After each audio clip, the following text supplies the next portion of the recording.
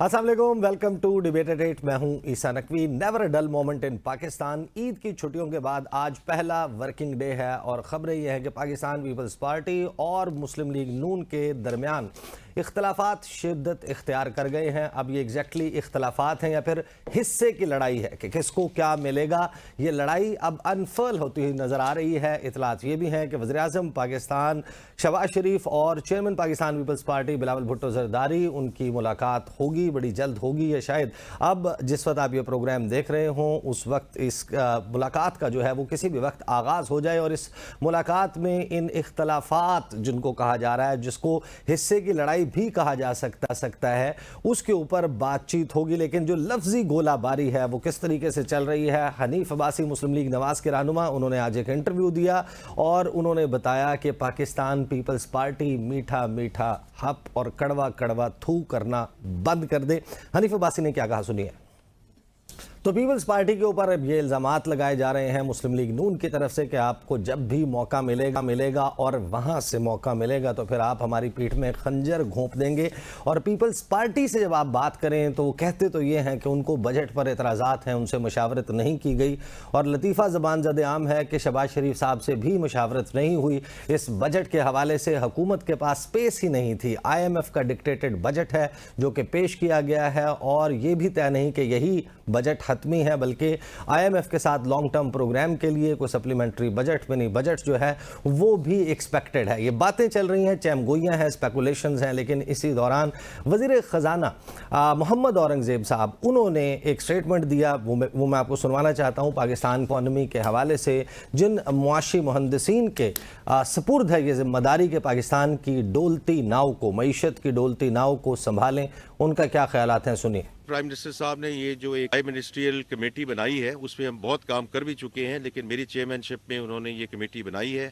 हम इंशाल्लाह अगले महीने 1.5 महीने में उनको अपनी रिकमेंडेशन जो हैं पेश करेंगे कि किन मिनिस्ट्रीज को हमने जो है बंद करना है, किन डिपार्टमेंट्स को हमने जिम करना है। As I said, he didn't even want to wait for that recommendation. उन्होंने PW को तो पहले ही बंद कर दिया, क्योंकि जहाँ जहाँ हमें नज़र आ रहा है कि करप्शन उस लेवल पे पहुँच चुकी है जिसकी वजह से अवाम का भी नुकसान हो रहा है, गवर्नमेंट का भी नुकसान हो रहा है। जो लोग कहते हैं प्राइवेटाइजेशन की तरफ हमें नहीं जाना चाहिए, जो लोग कहते हैं कि जी स्टेट ओन्ड एंटरप्राइजेस को चलने दिया जाए, it's very difficult to accept that. अगर इस मुल्क ने आगे जाना है तो सब कुछ हमें प्राइवेट सेक्टर के हवाले करना पड़ेगा। तो वज़ीर ख़जाना कहते हैं कि तकरीबन बहुत सारी चीज़ें हैं जो प्राइवेट सेक्टर के हवाले करना पड़ेंगी, जब ही जो है ये मुल्क चल सकता है, वरना शायद इस मुल्क की मईशत को चलाना बहुत ही मुश्किल काम होगा। पाकिस्तान पीपल्स पार्टी का डिफरेंट पॉइंट ऑफ व्यू है स्टेट ओन्ड एंटरप्राइजेस के हवाले से, प्राइवेटाइजेशन के हवाले से। लेकिन जो जानने वाले लोग हैं वो बहुत अच्छे तरीके से जानते हैं कि पीपल्स पार्टी का मसला इस वक्त जो है वो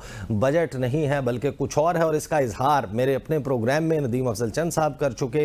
यूसुफ रजा गिलानी जो हैं उन्होंने इस बात का इजहार और दीगर रहनुमाओं ने किया कि उनको स्पेस चाहिए पंजाब में। अब वो किस किस्म की स्पेस चाहते हैं ये तो पाकिस्तान पीपल्स पार्टी खुलकर बताने से इनकारी है। वो नहीं बताते कि एग्जैक्टली उस स्पेस का क्या मतलब है। लेकिन हसन मुर्तज़ा पाकिस्तान पीपल्स पार्टी के रहनुमा आज हनीफ अब्बासी साहब की प्रेस कॉन्फ्रेंस के बाद उन्होंने माइक संभाला एक प्रेस कॉन्फ्रेंस की, और उस प्रेस कॉन्फ्रेंस में उन्होंने कहा कि पाकिस्तान मुस्लिम लीग नवाज का इक़्तिदार पाकिस्तान पीपल्स पार्टी के मरहून मिन्नत है। पीपल्स पार्टी के 45 अरकान मुस्लिम लीग नून की लाइफ लाइन है। अगर पीपल्स पार्टी ना होती तो पूरी मुस्लिम लीग नवाज जेल में होती। पीपल्स पार्टी को माइनस करके आप वज़ीर-ए-आज़म हाउस में नहीं बल्कि अडयाला जेल में होंगे।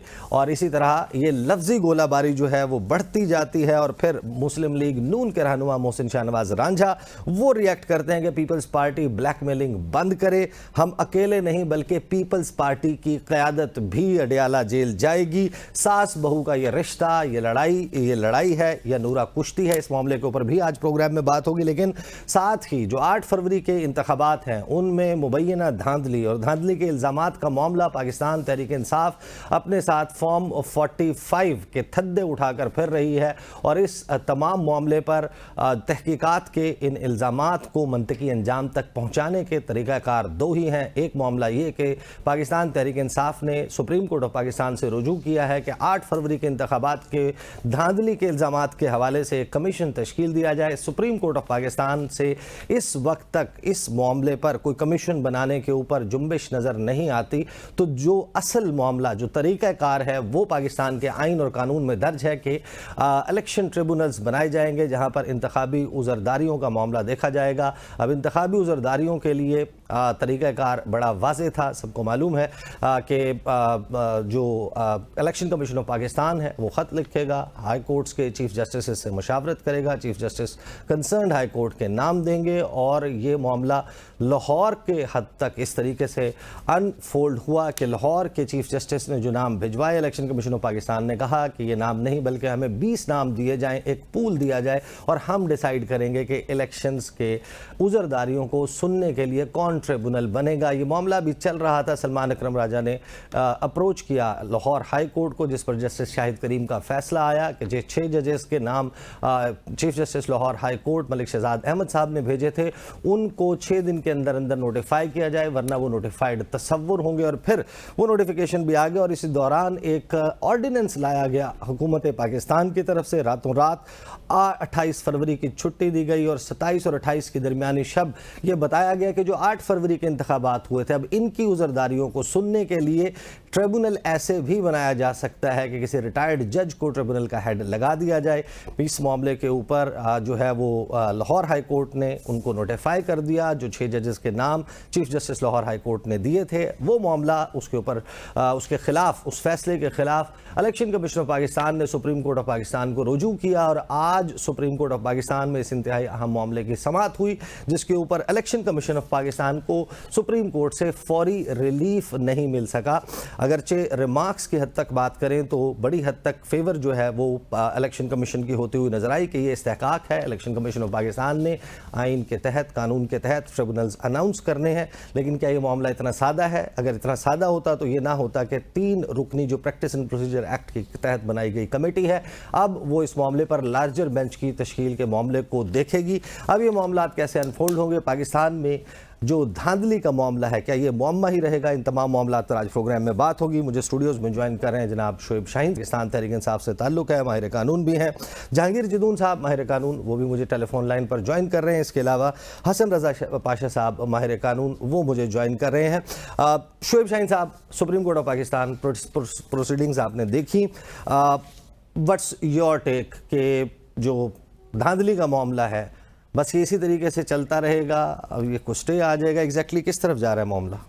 देखें, एक है धांधली का तहकीकात कराना, एक है धांधली के ऊपर मट्टी पाओ और धांधली को ख़त्म, धांधली के तहकीकात के ऊपर एक लिहाज से पर्दा पोशी के लिए आज ये पटिशन फाइल हुई थी जो फिक्स थी। इलेक्शन कमीशन ऑफ पाकिस्तान एक पार्टी है, इलेक्शन कमीशन ऑफ पाकिस्तान की बदनीयती भी है और इलेक्शन कमीशन ऑफ पाकिस्तान की नाकामी भी है, जिसने free, fair and transparent elections कराने थे, जो कि आज चीफ जस्टिस ने भी उस पर ऑब्जर्वेशन दे दी। अब वो अपनी ड्यूटी परफॉर्म नहीं कर पाए। He is a party. जो पार्टी होती है वो खुद जज नहीं बन जाती कि क्या फैसला करना है। अच्छा, पंजाब के मामले में तो चलो जी उनका अख्तलाफ चल रहा है। मुझे बताएं, इस्लामाबाद के जिस जज साहब ने, तारिक जहांगीरी साहब ने, जब ये कहा कि जी आप जवाब ले आइए, आज तक जवाब नहीं दिया, ना इलेक्शन कमीशन ने, ना उन कठपुतली MNAs ने जो हमारे से कहते हैं कि जी हम जीते हुए हैं, हालांकि फॉर्म 45 के मुताबिक 53,000 से मेरे से आ रहे हैं, 45,000 की लीड से बाकी दोनों से वो हमारे लोग जीते हुए हैं और वो लोग हारे हुए हैं। तो इसी तरह मुझे बताएं, ना RO ने जवाब दिया। तो उसके बाद ये क्या करते हैं कि ये तीनों मिली भगत करके एक ऑर्डर कर देते हैं कि नहीं जनाब, अब हम रिटायर्ड जज जस्टिस शुक्र फराजा साहब को लगा देते हैं, वो हमारी बात मान लेंगे। अगर आपने इस तरीके से आपने तहकीकात भी नहीं होने देनी, अपने जराइम पे पर्दा डालना है, तो ये फिर ऑर्डिनेंस का सहारा लेने की ज़रूरत क्या थी? आपने अब जस्टिस तारिक जहांगीरी साहब को किसने अपॉइंट किया? इन्होंने खुद अपॉइंट किया with the consultation of chief justice Aamir Farooq साहब। अब कोई इल्ज़ाम भी नहीं लगाते आप उसके ऊपर और इल्ज़ाम लगाने की बजाय आप आज उसके ऊपर जा करके कहते हैं कि जी ये अनड्यू हेस्ट कर रहे हैं। और इसी तरह जब जस्टिस शहजाद अहमद गेबा साहब ने एक लिस्ट भेजी इनको कि आप 6 जज लगा दें, भाई कंसल्टेशन का मतलब क्या है? उसके ऊपर अल जिहाद ट्रस्ट 1996 में इस पर फैसला हो चुका है कि क्या उसके मतलब है, और उसके बाद कोई दूसरी राय नहीं थी कि आप बना दें। उन्होंने कहा जी एक जज है ना, उसने तहकीकात करनी है, साबित किसने करना है? हमने करना है ना, पटिशनर जो है वो साबित करेंगे। अगर हम जीते हुए तो हम जीत जाएंगे, अगर हम हारे हुए तो हमें हमारी पटिशन डिसमिस हो जाएगी। लेकिन आज आप रिटायर्ड जजेस का सहारा लेने का मतलब क्या है? मतलब ये है कि आप इस इशू को हश अप करना चाहते हैं। और आज अल्हम्दुलिल्लाह अच्छा हुआ कि वो जजमेंट सस्पेंड नहीं हुई, और जस्टिस नईम अफगान साहब ने भी बड़ी अच्छी बात की। उन्होंने कहा 180 दिन में तो फैसला करना होता है, यानी 6 महीने में। आज 5.5 महीने हो चुके हैं, 5 महीने हो चुके हैं इस सारे इलेक्शन प्रोसेस को। तो मुझे बताएं कि फैसला कैसे होगा? अभी तक तो ये झगड़ा ही खत्म नहीं हुआ कि जनाब जज कौन होना चाहिए। सही। और चीफ जस्टिस की कंसल्टेशन के बगैर सही, ये हो ही नहीं सकता कि कोई जज उठ के तो वो कहेगा कि मैं इस केस को चलाऊंगा। सर मैं आपके पास वापस आता हूं। जहांगीर जिदून साहब, मुझे बताइएगा कि 8 फरवरी को इलेक्शन हुआ और ऑर्डिनेंस जो है वो 27 मई को जारी किया गया, और उसमें यह कहा गया कि जो 8 फरवरी की मुबैना चोरी है उसकी तहकीकात अब इस कानून के तहत होंगी। अब कानून जिस वक्त बनाया गया वो चोरी का इल्ज़ाम उससे पहले का है। क्या हुकूमत का ये तरीक़ाकार ऑर्डिनेंस लाना इस किस्म का कि रिटायर्ड जज को लगाया जा सकता है, ये बदनीयती नहीं है? शुक्रिया। देखें साहब, ये बदनीति या ना बदनीति तो आप प्रमा फिशाई इस्टेब्लिश करना करता है कि जी इन्होंने रिटायर्ड जज को क्यों लगाया, क्योंकि ऑलरेडी ट्रिब्यूनल जब काम कर रहे थे उन्होंने काम जिस तरह भी इन्होंने कहा है कि जी 180 डेज, तो 6 मंथ पीरियड जो है वो इलेक्शन एक्ट के अंदर लिखा हुआ है कि आप जो इलेक्शन डिस्प्यूट आएगा, जो पिटिशन आएगी, आप उसको डिस्पोज ऑफ कर दें फाइनली। तो अगर 6 महीने तक एक इलेक्शन ट्रिब्यूनल नहीं करता, या असल पता है क्या है, जो भी बंदा हारता है या उसको पता होता है अपने केस का, इलेक्शन ट्रिब्यूनल का सिर्फ वो इससे ये मकसद लेते हैं कि जितना भी मैक्सिमम डिले कर सकें करें। इसमें किसी पार्टी का क्वेश्चन नहीं है, इसमें किसी का, जो भी हारता है। तो इन दिस केस डिले कौन कर रहा है? इसका केस इलेक्शन ट्रिब्यूनल में जाता है तो उसकी मैक्सिमम कोशिश होती है कि इलेक्शन ट्रिब्यूनल जो है असेंबली की मुद्दत तक फैसला न कर सके, 4-5 साल लगाए। फिर हमने मुतअद्दिद बार देखा है कि जो इलेक्शन पिटीशनें हैं वो अनसक्सेस हो जाती हैं, या अगर डिसीजन होता है तो फिर आगे देखना, फिर आपने सुप्रीम कोर्ट भी जाना है, उधर पता नहीं कितना टाइम लगता है। तो ये बदनीति होती है कि जो भी आप ट्रिब्यूनल अपॉइंट कर रहे हैं, अब ये नहीं कि जो जज लगा रहे हैं वो सारे इनके हक में फैसला करेंगे, लेकिन एक जज अगर केस को इंटेंशनली डिले भी कर देता है ना, तो दूसरी पार्टी को नुकसान हो जाता है, क्योंकि एक दिन एक महीना जो है वो बड़ा इंपॉर्टेंट होता है कि अगर एक बंदा जीता हुआ है उसको पता है और एक बंदा हारा हुआ है उसको भी इनफैक्ट तो पता होता है। तो जिस तरह एक बंदे के पास केस कमजोर होता है तो वो कहता है जब मैं जल्दी नहीं करता, मैं डिले करता हूँ। जिस बंदे के पास जेन्युइन केस होता है वो कहता है कि जल्दी फैसला हो जाए। ये तो हमारा जो सिस्टम है, रूल ऑफ लॉ है, जो जुडिशियल सिस्टम है, उसका पार्ट एंड पार्सल है कि जो भी पार्टी के पास केस कमजोर होता है वो हरबे इस्तेमाल करता है कि केस किस तरह डिले हो जाए। तो इसमें मैं भी ये भी समझता हूँ कि इसमें एक ये अरबा इस्तेमाल अभी कर रहे हैं कि जिस तरह जस्टिस जहांगीर साहब ने कहा जी आप ये ले आए वो ले आए, तो उन्होंने शायद ये समझा होगा कि ये अभी जल्दी डिसाइड करने वाले हैं, तो इस नुकसान से बचने के लिए या एक फैक्चुअल चीज सामने आने से उन्होंने फिर ये डिलेइंग टैक्टिक्स, और जिन लोगों ने इलेक्शन जितवाए हैं वो इस सारे सिस्टम का निजाम के पीछे हैं, वो ही इस निजाम को चला रहे हैं, वो ही इस इलेक्शन कमीशन को चला रहे हैं। इसमें तो मैं मुतअद्दिद बार हर चैनल पे कह चुका हूँ और बड़ी जरूरत के साथ कहा है, वो कि बड़ी ये पार्टी को या जो लोग करा रहे हैं उनको नागवार चीजें गुजरती हैं, लेकिन ये एक हकीकत है कि जिन लोगों ने जिनको इलेक्शन जितवाया है असल ताकत तो वही है और वही इलेक्शन कमीशन के पीछे हैं, वही अपने रिसोर्सेज भी यूज कर रहे हैं। सही।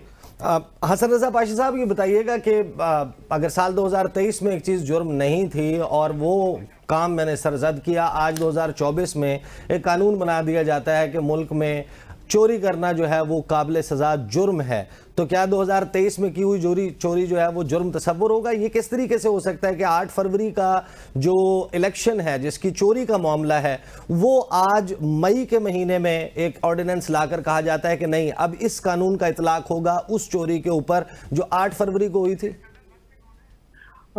एक तो मुझे आपके इन अल्फाज पे थोड़ा सा एतराज है कि प्री मैच्योर, कि आप इसको जो इलेक्शन के अपील्स हैं ट्रिब्यूनल्स के पास, उनको आप चोरी का नाम दे रहे हैं। आपको मैं इल्जाम पता की है बात कि- कर रहा हूँ। नहीं, आपको पता है कि हर इलेक्शन के बाद इलेक्शन ट्रिब्यूनल्स की तश्कील होती है और इलेक्शन पिटीशन आती हैं और वो फैसला होती है। डिले होता है या जल्दी होती है वो भी एक अलग सब्जेक्ट है, लेकिन इलेक्शन पिटीशंस को जब तक प्रूव नहीं हो जाती आइदर वे, उस वक्त तक मेरा ख्याल है ना चोरी कहना चाहिए और ना ये कहना चाहिए कि उसका ठीक इलेक्शन था। बहरहाल जदूर साहब ने जिस तरह फरमाया कि लेटेस्ट स्टेज पे अगर आप इलेक्शन ट्रिब्यूनल्स में तब्दीली ला रहे हैं और रिटायर्ड जजेस का नाम आपने दे दिए हैं, वो बहरहाल कोई मुनासिब बात नहीं लगी। ये बात हजम नहीं हो रही इतनी आसानी से। क्या ये अच्छा होता अगर आपने ये काम करना था तो पहले ही कर देते। आपकी डोमेन थी इलेक्शन कमीशन ऑफ पाकिस्तान की, ये डोमेन बिल्कुल है कि वो इलेक्शन ट्रिब्यूनल्स बनाए, लेकिन जब आपने after consultation with respective chief justice tribunals की तश्कील दे दी तो फिर वो काम चलने दे, स्मूथली चले जाना चाहिए था। लेकिन जहाँ पे जब बिल्कुल आपकी बात दुरुस्त है कि 5 महीने के बाद या 4 महीने के बाद आप ट्रिब्यूनल्स में विदाउट एनी रीजन तब्दीली लेके आते हैं और रिटायर्ड जजेस को लेके आते हैं, तो फिर क्वेश्चन यकीनन पैदा होते हैं कि ये ऐसा क्यों किया गया है, कहीं इसमें बदनीति का आंसर तो शामिल नहीं है। बहरहाल ये अपनी जगह पे एक सीरियस बात है, इसको इस स्टेज पे हम एंडोर्स कम अज कम नहीं कर सकते कि जिस अंदाज में ऑर्डिनेंस के जरिए ये चेंज आई है और ये ट्रिब्यूनल्स को चेंज किया जा रहा है। ये सर्कमस्टेंशियल एविडेंस जो है वो जब हम सामने रखते हैं, मैं यकीनन मैं कोई फतवा नहीं दे रहा, मैं कोई जजमेंट नहीं सुना रहा, मैं कोई फोरम नहीं हूं कि मैं इसको खुद से चोरी करार दूं, लेकिन सवाल ये है कि पाकिस्तान के अवाम का, पाकिस्तान के मुस्तकबिल का ये सवाल है कि आप 25 करोड़ अवाम के लिए 60 अरब रुपए लगाकर एक इलेक्शन करवाएं और फिर 60 रुपए की बॉल पॉइंट से नतीजे जो है उसके ऊपर सवालात इतने संगीन उठ जाएं और फिर जब उसकी तहकीकात की बात हो तो ट्रिब्यूनल से भागा जाए, इलेक्शन कमीशन के पीछे पनाह ली जाए। इलेक्शन कमीशन ऑफ पाकिस्तान जो कुछ कर रहा है उसमें कहीं ना कहीं आपको नजर आता है कि इलेक्शन कमीशन ऑफ पाकिस्तान चाहता है वो तमाम मामला धांधली का, उसके इल्जामात का वो किसी तरीके से दब जाए। अगर तहकीकात हो तो हमारी मर्जी का जज करे। ये सब कुछ तो रोज़ा रोशन की तरह हमारे सामने अनफोल्ड होता हुआ नजर आ रहा है। मुझे ब्रेक पर जाना है, साथ ही मुझे हसन मुर्तज़ा साहब पाकिस्तान पीपल्स पार्टी के रहनुमा वो भी ज्वाइन कर चुके हैं। ब्रेक के बाद वापस आएंगे, हसन मुर्तज़ा साहब से भी पूछेंगे कि पाकिस्तान पीपल्स पार्टी और नून लीग के दरमियान जो हालिया चपकलिश है, क्या ये नूरा कुश्ती है, ये लड़ाई हिस्से की है या उसूल की है? बात करते हैं आफ्टर द ब्रेक।